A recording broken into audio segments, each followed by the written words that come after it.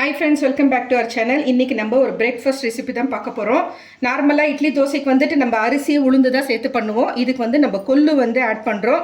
ரொம்பவே டேஸ்டா கிறிஸ்பாவும் இருக்கும். மொரமொரன்னு நல்ல ஹோட்டல் ஸ்டைல்ல இருக்கும். ஸோ இந்த சீக்ரெட்டே வந்து கொள்ளு தான் நம்ம ஆட் பண்ண போறோம். ஸோ இதுக்கு என்னென்ன தேவைன்னு பாருங்க. ஒரு கப்புக்கு வந்து புழுங்கலரிசி, இது வந்து நான் ஆழாக்கில் எடுத்திருக்கேன். இதில் வந்து எல்லாமே மெஷர்மெண்ட் பண்ணியிருக்கேன். ஸோ இதில் வந்து ஒரு கப்பு ஆழாக்கு, இது வந்து ஒரு கப்பு சைஸ்க்கு நான் அளந்து வச்சுருக்கேன். இட்லி அரிசி புழுங்கல் அரிசி வந்து ஒரு கப்பு, பச்சரிசி ஒரு கப்பு, ஒரு கப்புக்கு வந்து கொள்ளு எடுத்திருக்கேன். கொள்ளு வந்து க்ளீன் பண்ணிவிட்டு மண் தூசு இல்லாமல் அதை வந்து பார்த்து எடுத்துக்கோங்க. ஏன்னா அரிசியில் மிக்ஸ் பண்ணிட்ட பிறகு கல் இருக்கும். ஸோ அரை கப்புக்கு வந்துட்டு, அதாவது ஆழாக்கில் வந்து அரை இதுக்கு வந்து உளுந்து எடுத்திருக்கேன். 2 ஸ்பூனுக்கு வந்து வெந்தயம் எடுத்திருக்கேன். ஸோ இது வந்து ஊற வச்சுக்கோங்க.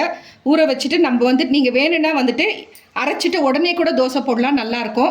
இல்லை நெக்ஸ்ட் டே வந்துட்டு டிஃபனுக்கு வந்து செய்கிற மாதிரி இருந்தால் கூட அருமையாக இருக்கும் டேஸ்ட்டு. இப்போ வந்து சம்மர் டைமுன்றதுனால நீங்கள் வந்துட்டு காலையிலலாம் ஊற வைக்க வேண்டாம்.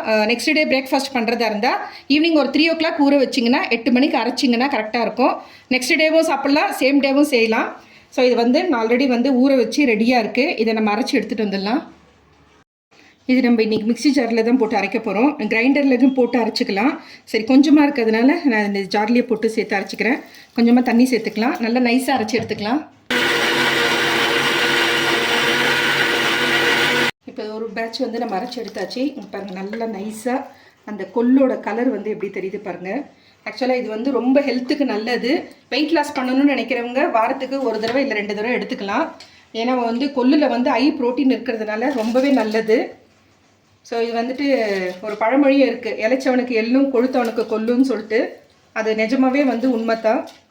ஸோ இது கொஞ்சம் தண்ணி ஊற்றிட்டு திரும்ப அரைச்சி எடுத்துக்கலாம். பாருங்கள், எல்லாம் அரைச்சி எடுத்தாச்சு. ஸோ இதுக்கு தேவையான அளவு, அதாவது 1.5 ஸ்பூனுக்கு வந்து உப்பு சேர்த்துட்டு நல்லா கை போட்டு கரைச்சி எடுத்துக்கோங்க. சம்மர் டைமில் மட்டும் லேட்டாக ஊற வைங்க. இட்லியாக இருந்தாலும் சரி, தோசையாக இருந்தாலும் சரி, இந்த மாதிரி கொள்ளு போட்டு பண்ணுறதா இருந்தாலும். ஏன்னா சீக்கிரமே வந்து புளிச்சிட்டு நுர தள்ளிடும். ஸோ அதனால் வந்துட்டு நான் சொன்ன மாதிரி ஒரு 3 மணிக்கு ஊற வச்சிங்கன்னா ஒரு 8 மணிக்கு அரைச்சிங்கன்னா 4-5 ஹவர் ஊறினாலே போதும். காலையில் நல்லாயிருக்கும், இட்லி தோசை எது பண்ணாலும் சரி. ஸோ இதில் ஆக்சுவலாக வந்து ஃபுல்லாகிடுச்சு. இதுலேருந்து நம்ம பாதி வேறு பாத்திரத்துக்கு மாற்றிட்டு ஸோ நெக்ஸ்ட் டே காலையில் பார்க்கலாம்.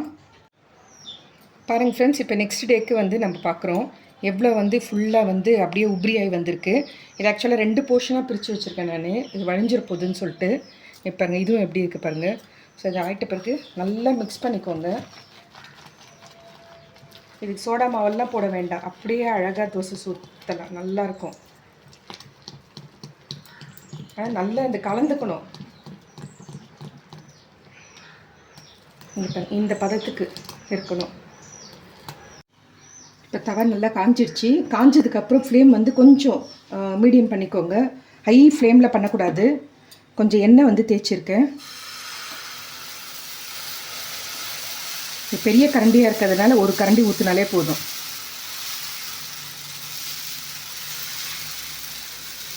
அவ்வளோதான். சுற்றி உங்களுக்கு வந்து ஆப்ஷனு, எண்ணெய் வேணுன்னா எண்ணெய் போட்டுக்கோங்க, இல்லை நெய் வேணுன்னா நெய் போட்டுக்கோங்க.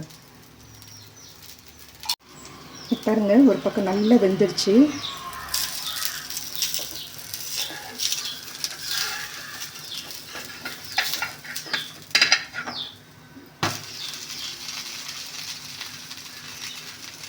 இப்போ எடுத்துடலாம் நம்ம தோசையை.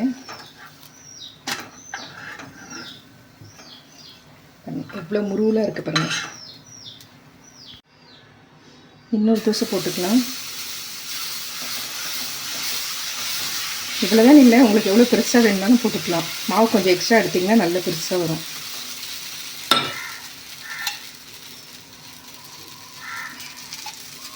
அவ்வளோதான்.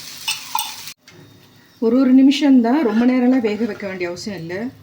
நல்லா உங்களுக்கு அந்த முருவலாக வந்து மேலே தெரியும் போதே வந்து திருப்பி விட்டுருங்க. இப்போ எடுத்துடலாம் நம்ம.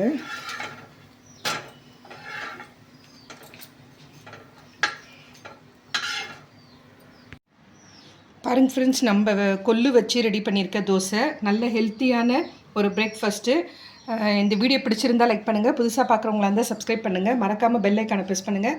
அப்போ தான் நான் போடுற வீடியோ உடனுக்குடன் நோட்டிஃபிகேஷனில் வரும். Thank you friends, take care, bye bye.